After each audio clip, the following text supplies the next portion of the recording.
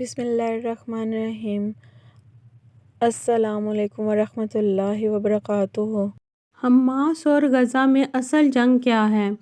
بیت المقدس تین مذاہب کی مقدس جگہ، مسلمانوں کا قبلہ دوئم، عیسائیوں کے لیے یسوع کی جائے ولادت، یہودیوں کے لیے ہیکل سلیمان۔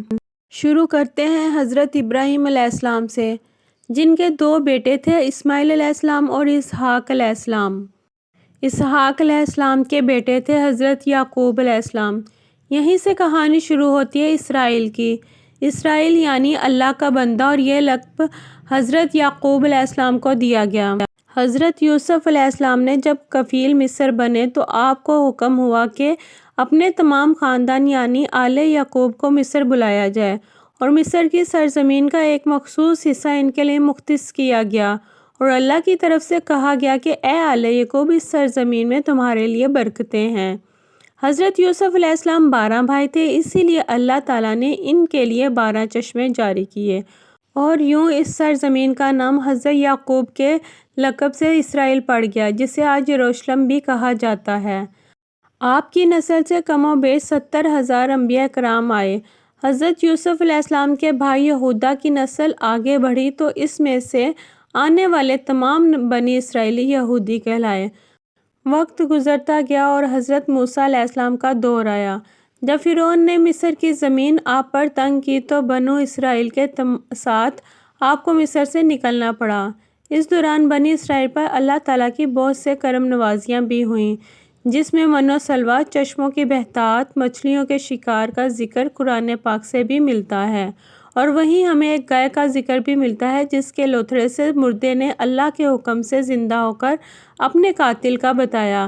اس گائے کی نشانیاں اللہ تعالیٰ نے قرآن پاک میں بیان فرمائیں، جو کہ سرخ مائل رنگت کی گائے تھی، اور ایسی گائے آج بھی یہودیوں کے نزدیک مقدس مانی جاتی ہے۔ حضرت موسیٰ علیہ السلام کے بعد دیگر نبی آئے۔ اس دوران میں حضرت موسیٰ علیہ السلام اور ان کے دور کی کچھ باقیات تورات، من و سلویٰ اور کچھ حصہ بنی اسرائیل نے ایک صندوق میں محفوظ کر لیا۔ یہ اللہ کی طرف حضرت آدم علیہ السلام کو دیا گیا ایک خاص صندوق تھا، جو نسل در نسل نبیوں کے پاس رہا، جسے قرآن میں تابوت سکینہ کے نام سے پکارا گیا ہے، اور یہ یہودیوں کو اپنی جان سے زیادہ عزیز ہے۔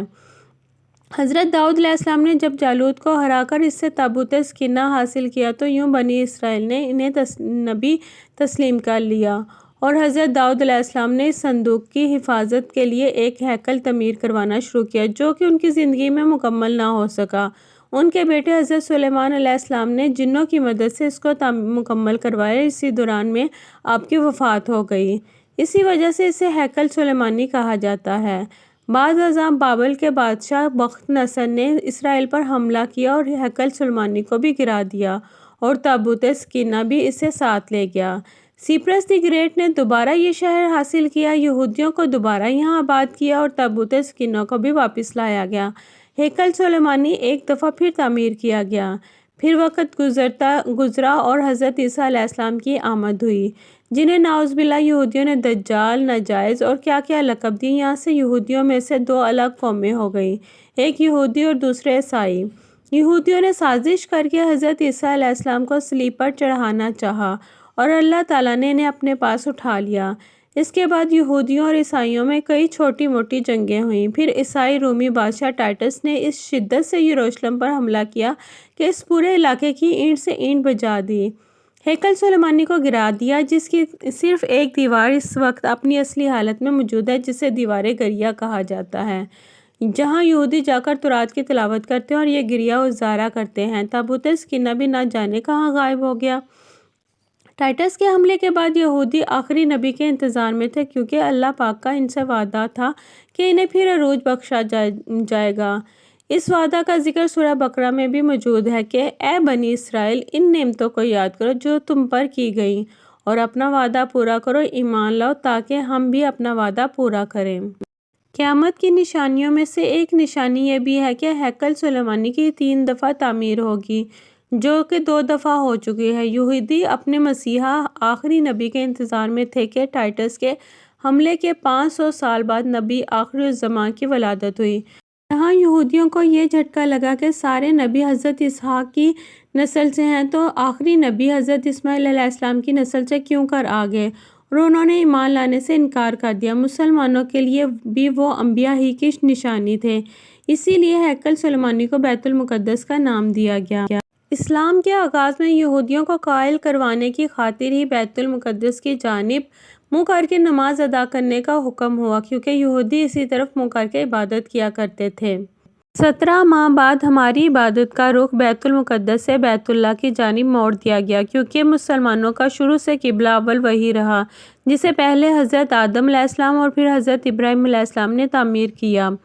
حضرت عمر رضی اللہ تعالیٰ عنہ کے دور حکومت میں اسرائیل یعنی یروشلم پر عیسائیوں کا قبضہ تھا۔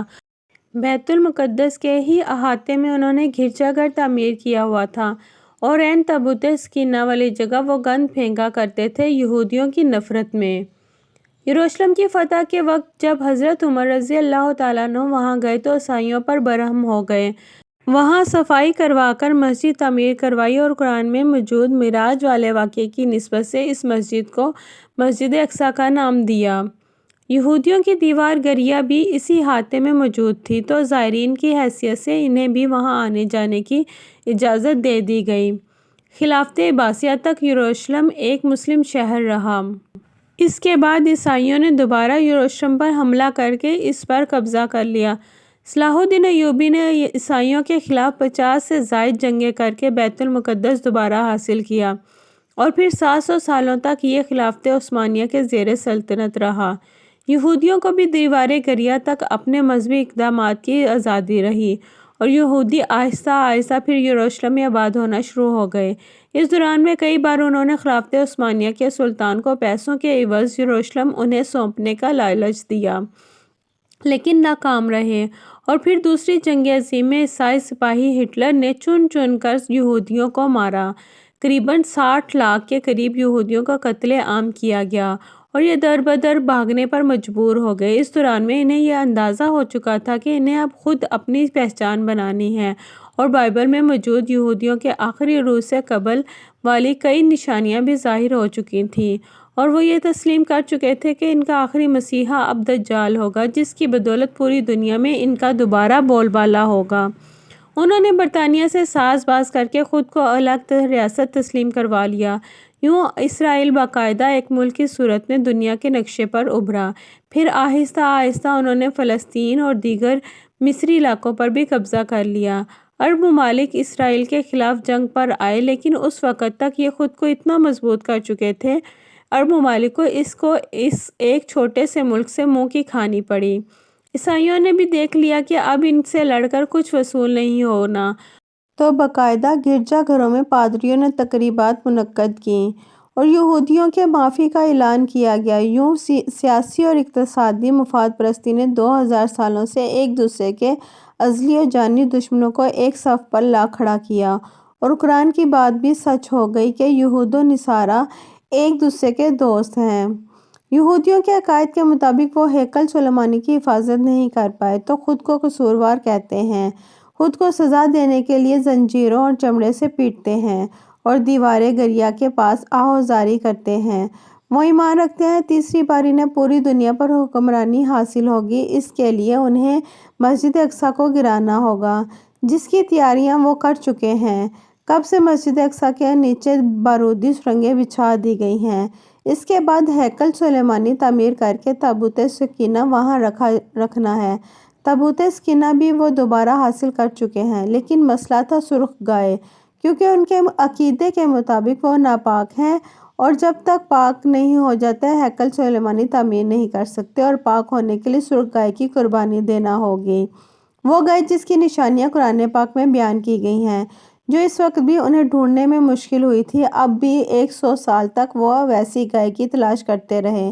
ٹیکنالوجی کا استعمال کرتے ہوئے بچے پیدا کرنے کا کامیاب تجربہ کیا انہوں نے، پھر اس تجربے کی بدولت ویسی نشانیوں والی گائے پیدا کرنے کی کوشش کی گئی، لیکن ناکام رہے۔ 2019 میں ایک امریکی ریاست سے 5 عدد ویسی گائیں انہیں مل گئیں جس کے جسم پر سرخ رنگ کے علاوہ اور کوئی بال نہیں تھا، انہیں کبھی کام کے لیے استعمال نہیں کیا گیا تھا۔ اگلی نشانی کہ ان پر کسی بیماری کا اثر نہیں ہونا چاہیے۔ پوری دنیا میں کووڈ پھیلا کر مختلف جانوروں کے ساتھ انہیں بھی ٹیسٹ کیا گیا اور ان پر اس بیماری کا کوئی اثر نہ ہوا۔ Red heifer found mastery of red heifer, یہ گوگل میں سرچ کر کے آپ اس متعلق تفصیل سے پڑھ سکتے ہیں۔ الغرض قرب قیامت اور دجال کے ظہور والی تمام تر تیاریاں وہ مکمل کر چکے ہیں۔ اپنی مرضی کے ڈاکٹر، انجینئر بچے پیدا کرنا، 9D ٹیکنالوجی کی مدد سے ایک جگہ ہوتے ہوئے کئی جگہ موجود رہنا، اپنی مرضی کے موسم بنانا، جب چاہو بارش برسا دینا، چند دنوں میں پوری دنیا گھوم لینا، یہ سب دجالی نشانیاں ہیں جو آج کے دور میں کوئی مشکل کام نہیں ہے۔ ہمارے اسلام میں بتائی گئی قیامت کی نشانیوں کی انہوں نے اتنے اچھے سے تیاری کر لی ہے کہ برکت کے درخت لگا دیے جو انہیں پناہ دیں گے۔ بابلت، جس جگہ احادیث کے مطابق دجال کا حضرت عیسیٰ علیہ السلام کے ہاتھوں قتل ہونے کا ذکر موجود ہے، اس جگہ وہ دجال کے فرار ہونے کے لیے ایئرپورٹ بنا چکے ہیں۔ یہ سب تو قربت قیامت کی نشانیاں ہیں اور ہیکل سلیمانی نے بھی بن کر رہنا ہے۔ پھر اصل جنگ کیا ہے؟ اصل جنگ عقائد کی ہے۔ ہم اپنے عقائد میں اس قدر کمزور ہو چکے ہیں کہ نماز پڑھیں یا نہ پڑھیں ہمیں فرق نہیں پڑتا، اپنے بہن بھائیوں کا حق کھا کر خوشی محسوس کرتے ہیں اور فرقوں کے خرافات میں الجھے ہوئے ہیں۔ فلسطینیوں کے لیے سوائے دعا اور احتجاج کے ہم کیا کر سکتے ہیں؟ کیا ہم اپنے عقائد کے اتنے مضبوط ہیں کہ ڈالر کے بہکاوے میں نہ آئیں؟ کیا ہم یہودیوں کے مقابلے میں نکلنے والے خراسان مجاہدین کی لسٹ میں آتے ہیں یا بس سوشل میڈیا کے تماشائی ہیں؟ اگر دجال ظاہر ہو جائے تو توبہ کا دروازہ بند ہو جائے تو ہماری آخرت کے لیے کیا تیاری ہے؟ سوچ کر جواب دیجیے گا۔ میری ویڈیو اچھی لگی ہو تو میری ویڈیو کو لائک کریں، چینل کو سبسکرائب کریں اور بیل آئیکن کو دبانا مت بھولیں تاکہ میری ہر آنے والی انفارمیٹیو ویڈیو آپ تک پہنچ سکے۔ جزاک اللہ خیرہ۔ ملتے ہیں نیکسٹ ویڈیو میں، تب تک کے لیے اللہ حافظ۔